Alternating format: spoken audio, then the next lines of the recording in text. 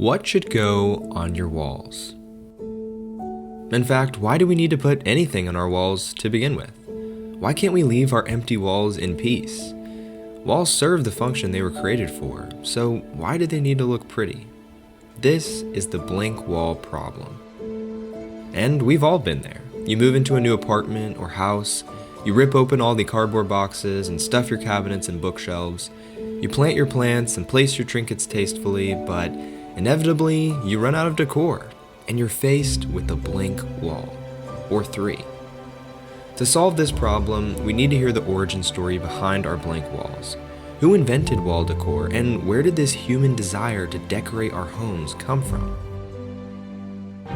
On a rainy day in 1940, a 17-year-old boy was taking his dog for a walk when he stumbled across the Lascaux Caves in France.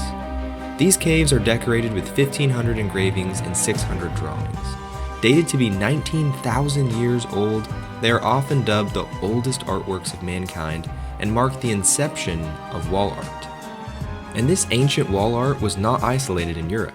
Archaeologists have discovered similar caves in India, Australia, Norway, the Sahara, and Nevada.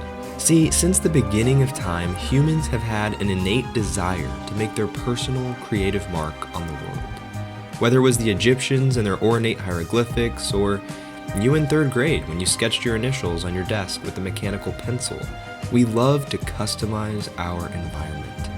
But when you're faced with the blank wall problem, maybe you just need some inspiration. There are 2 steps you can take before driving a careless nail into the plaster.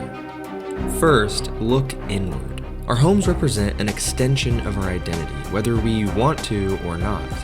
Even if your walls remain empty for months, this doesn't mean your personality isn't being physically represented. It just means you're indecisive.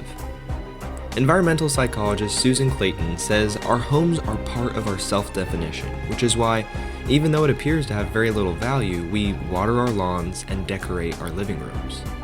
The act of decorating our homes and creating a sense of self through the home is an act of creation, of creativity. It's an attempt to bring a sense of order into our lives in the midst of what can be an extremely chaotic world.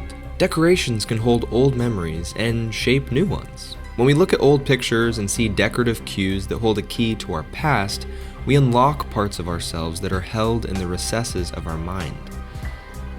So when picking what to build, hang, or paint, first look inward. Think about what brings you joy and gives you peace in your home. Don't underestimate the power of a family photo, even if it's housed in a dinky frame from Hobby Lobby.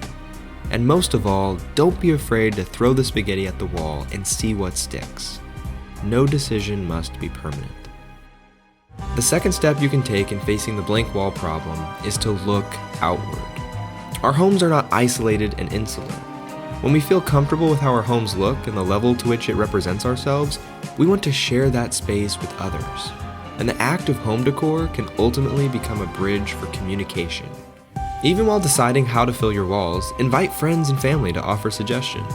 As much as your home is a place of refuge, it is a hub for social life. So allow that empty frame to be a spark for discussion. Ask for input on swatches of wall paint.